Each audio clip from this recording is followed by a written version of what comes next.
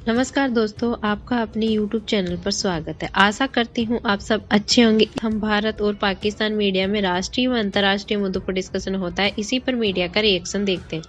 Video पसंद आए तो वीडियो को लाइक, शेयर और चैनल को सब्सक्राइब जरूर करें, जिससे मुझे भी मोटिवेशन मिल सके और आगे भी इसी तरह की वीडियो मैं आपको प्रोवाइड करवा सकूँ। फिर मुलाकात होगी आपसे अगले वीडियो में। जय हिंद, जय भारत।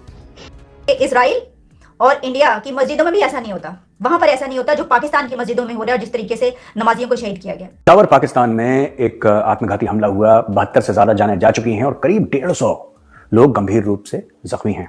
आपके इस वक्त कैबिनेट के अंदर आधे लोग ब्रिटिश एजेंटों के दोते पोते होते हैं, आधे जर्नलों के पोते दोते होते हैं। के लिए पाकिस्तान की अथॉरिटीज की तरफ से ये कहा गया है कि ये अफगानिस्तान की तरफ से सब कुछ हो रहा है और वहां की सरजमीन से पाकिस्तान के ऊपर हमले हो रहे हैं। अब आपको लग रहा है कि आप महफूज हैं, तो हो क्या रहा है यहाँ पे मुसलमान को क्यों मार रहा है? मैं ये जानना चाहता हूँ पाकिस्तानियों से, क्योंकि आपने पाकिस्तान इसलिए बनाया था ना, क्योंकि भाई हिंदू तो बुरे हैं, हिंदू तो गलत लोग हैं। पूछना चाहता हूँ, तुम्हारे बाप ने भी बिलियंस बनाए थे, पाकिस्तान सारा बेच दिया था। ऐसा पहले ऐसा हुआ करता था कि इस तरह इतने बड़े होते थे। यानी अगर आप एपीएस का देख लें तो जो स्कूल का वो मामला था और उसमें जितनी बड़ी तादाद उसमें बच्चे शहीद हुए थे, उसी तरीके से ये भी एक बड़ा सानिया कहा जा रहा है। अब अभी भी बहुत सारे लोग ऐसे हैं कि जो जख्मी हैं, तो हो सकता है कि ये तादाद मजीद बढ़ती चली जाए। आप ये देखें कि एक शहर, एक सिटी में जब केपीके में इस वक्त सिचुएशन है, तो वहां पर 100 जनाजे एक साथ रखे होंगे, तो वहां की क्या सिचुएशन होगी। आज हमारे पार्लियामेंट में धुआंधार तकरीरें हुई हैं और मैं आपको उसके भी कुछ क्लिप्स आपको दिखाऊंगी कि जिसमें खासतौर पर हमारे डिफेंस मिनिस्टर ख्वाजा आसिफ ने और नूर आलम खान ने 2 तकरीरें की हैं। तो ये जो मामला है, ये जो हम बात कर रहे हैं, इसकी जरा थोड़ी सी वो हिस्ट्री पर गए हैं।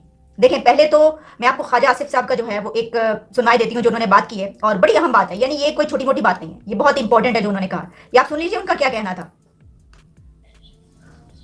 कि मैंने कल भी कहा था कि हिंदुस्तान में मस्जिदों के नमाजियों के साथ वो कुछ नहीं होता जो पाकिस्तान में हो रहा है। ना इजराइल में मस्जिदों के नमाजियों के साथ वो कुछ होता है जो पाकिस्तान में हो रहा है। हम बड़े फख्र के साथ कहते हैं कि सबसे बड़ी इस्लामी मुमलकत है जिसकी बुनियाद जो है वो कलमे पे है, ला इलाहा इल्लल्लाह मुहम्मद रसूलुल्लाह पे हमारी बुनियाद रखी है। कि मैंने कल भी कहा था कि हिंदुस्तान में मस्जिदों के नमाजियों के साथ वो कुछ नहीं होता जो पाकिस्तान में हो रहा है। ना इजराइल में मस्जिदों के नमाजियों के साथ वो कुछ होता है जो पाकिस्तान में हो रहा है। हम बड़े फख्र के साथ कहते हैं कि सबसे बड़ी इस्लामी मुमलकत है जिसकी बुनियाद जो है वो कलमे पे है, ला इलाहा इल्लल्लाह मुहम्मद रसूलुल्लाह पे हमारी बुनियाद रखी। उनका कहना ये है कि हम बड़े उससे कहते हैं ना, बहुत हमें फख्र है इस बात पर। तो आप ये देखें कि इजराइल और इंडिया की मस्जिदों में भी ऐसा नहीं होता, वहां पर ऐसा नहीं होता जो पाकिस्तान की मस्जिदों में हो रहा है, जिस तरीके से नमाजियों को शहीद किया गया। अब इसी के साथ नूर आलम खान का भी एक क्लिप है, वो भी मैं आपको सुनवाती हूँ। लेकिन उससे पहले मैं आपको ये बताना चाहती हूँ, जब पेशावर धमाका उसमें कुछ और जो तफसीलात आ रही है, उसमें ये कहा जा रहा है कि आखिर इतना ज्यादा बारूदी मवाद, इतना मटीरियल ये वाला कैसे आ गया, क्योंकि जो मस्जिद है उसकी छत तक उड़ गई है। तो अब ये बात सामने आ रही है कि क्या ऐसा तो नहीं है कि वो पहले से वहीं पर कहीं छुपा हुआ हो, या जो दहशतगर्द हैं जिन्होंने ये काम किया है, जिसके लिए पाकिस्तान की अथॉरिटीज की तरफ से ये कहा गया है कि ये अफगानिस्तान की तरफ से सब कुछ हो रहा है और वहां की सरजमीन से पाकिस्तान के ऊपर हमले हो रहे हैं।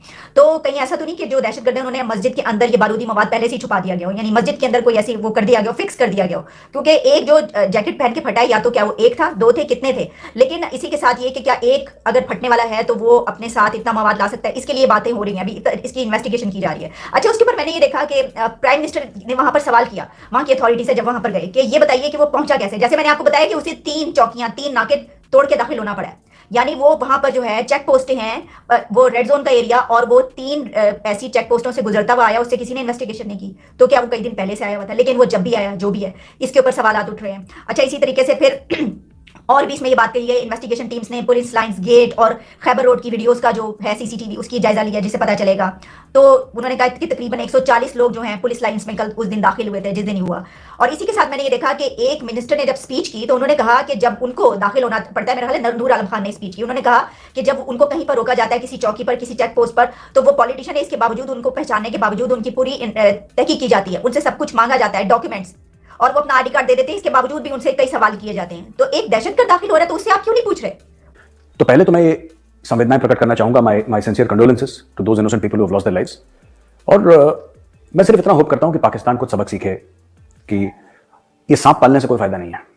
हिलरी क्लिंटन ने यही बात पाकिस्तान को बोली थी बहुत पहले। बड़ी फेमस उनकी एक स्पीच है, स्नेक्स इन योर बैकयार्ड, आप जाके देखिएगा। और हिलरी क्लिंटन उसमें कहती हैं कि अगर आप सांप पालते हैं अपने घर के पीछे, तो आप ये मत सोचिएगा कि सिर्फ आपके पड़ोसियों को डसेंगे, वो आपको भी डसेंगे। और हिलेरी क्लिंटन ने काफी साल पहले, पता नहीं 10-12 साल कब, मुझे नहीं याद है कब हिलेरी क्लिंटन आई थी, और उन्होंने ये बात बताई थी पाकिस्तानियों को, और उन्होंने ये बात बार बार बोली। यही चीज पाकिस्तानियों को चीनी समझा चुके हैं, यही चीज अरबी समझा चुके हैं, सऊदी अरब वाले, यूनाइटेड अरब एमिरेट्स वाले, जितने भी दोस्त हैं सब इनको यही बात समझा चुके हैं, लेकिन पाकिस्तानी समझते नहीं है। अब ये हुआ ये कि एक टेररिस्ट आया, वहां पे हाईली गार्डेड प्लेस है, ये बहुत ज्यादा गार्डेड प्लेस है, ये बड़ी सिक्योर प्लेस है, पुलिस लाइंस का ही ये मस्जिद है, उसके अंदर घुस गया और पहली साफ में यानी पहली लाइन में यहां पे इसने वो एक्सप्लोड करा, जो भी इसके पास मवाद था, जो भी इसके पास ये था, ही किल्ड हिमसेल्फ, यानी मस्जिद की छत गिर गई नीचे। Very very unfortunate, my sincere condolences to those who have died, it's very unfortunate. लेकिन पाकिस्तान को ना ये बात सोचनी पड़ेगी कि हो क्यों रहा है, ये हो क्यों रहा है।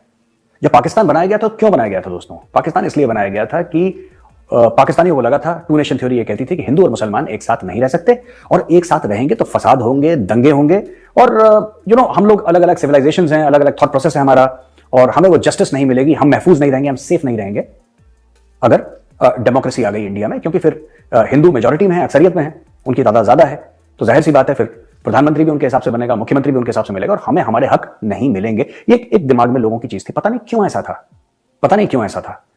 जो खुद पाकिस्तानी ये कहते हैं, और कई इंडिया में भी मौलाना मौलवी ये कहते हैं कि 800 साल भारत पे मुसलमानों का राज रहा। 1857 पे, उसके पहले खैर ईस्ट इंडिया कंपनी आ गई थी, उसके तो पहले ही 100 साल पहले आ गई थी, और उसके बाद फिर द क्राउन रूल्ड इंडिया। तो साहब 200 साल अंग्रेजों का राज, उसके पहले 800 साल अकॉर्डिंग टू मुस्लिम्स, जबकि ऐसे साउथ इंडिया में कई ऐसी जगह थी जहां पे उनका राज नहीं था, ईस्ट में थी कई जगह मुस्लिम रूल नहीं था, ये बात भी सच है, वो नहीं था वहां पे। लेकिन मैं वो बोल रहा हूं जो पाकिस्तानी अक्सर कहते हैं कि 800 साल राज करा, चलो हम मान लेते हैं आपने 800 साल राज करा। अगर आपने 800 साल राज करा हिंदुओं पे, और उसके बाद जो अंग्रेज थे उन्होंने हिंदुस्तान पे राज करा, तो फिर किस चीज का डर था कि हिंदू हमारा हक हमें नहीं देंगे? आपको ऐसा क्यों लगा? कभी आप किसी हिंदू शासक के नीचे, जो पाकिस्तानी ये बात बोलते हैं, कभी आपके पूर्वज किसी हिंदू शासक के नीचे रहे कि आपको ऐसा लगा कि हक नहीं देगा? मतलब आपको प्रूफ क्या था? हमारे पास तो प्रूफ है, हमारे पास तो बहुत प्रूफ है, एक के बाद एक के बाद एक के बाद एक, दर्जनों प्रूफ है हमारे, और कई सौ हजारों प्रूफ है, दर्जनों क्या। लेकिन आपके पास एक भी प्रूफ था? मैं अगले दिन सोच रहा था, IMF में आप जा रहे हैं, कोई चारा नहीं है आपके पास, बुरे हालात हैं आपके, फुकरे हैं। एक हक ज़हन में आया था, यकीन करें अगर ये करने वाले हों तो 1 मिनट में सारी कुछ चीज, खैर ये लूट के वो भी भाग जाएंगे। इस वक्त आरजू पाकिस्तान के अंदर हर दूसरा बंदा शराब पीता है, बड़े शहरों में बैठे, बिल्कुल सारी वो 2 नंबर आ रही है, हर बंदे को पता है ओपन। मैं पाकिस्तान में गया हूं, इस वक्त हालात बड़े शहरों के अंदर है, जो शराब नहीं पीता लोग उससे पूछते हैं यार खैरियत तो है, व्हाट्स रॉन्ग विद इट? आज ये शराब को लीगल करके उस पर टैक्स लगा दिया, IMF का कर्जा खत्म हो जाएगा, लेकिन ये करेंगे नहीं, करेंगे नहीं। ये बात बहुत बार कही सर मैंने अपने शो में, और कई लोग नाराज हो गए, जिनमें वो इस शराब की फैक्ट्री वाले भी हैं, जो मेरे जानने वाले कहते हैं तुम क्या बोल रही होती हो? नहीं देखिए, हकीकत पसंद है ना, सर्वे करके देख लें भाई। मेरी बात से अगर आप डिसएग्री करते हैं, मैं ये नहीं आपको प्रमोट कर रहा हूं कि हर बंदा पिए या ये ठीक है पीना, मैं बिल्कुल ये नहीं कह रहा हूं, लेकिन सर्वे करके देख लें कि बड़े शहरों के अंदर शराब की कंजम्पशन कितनी। बहुत है सर, अनबिलीवेबल।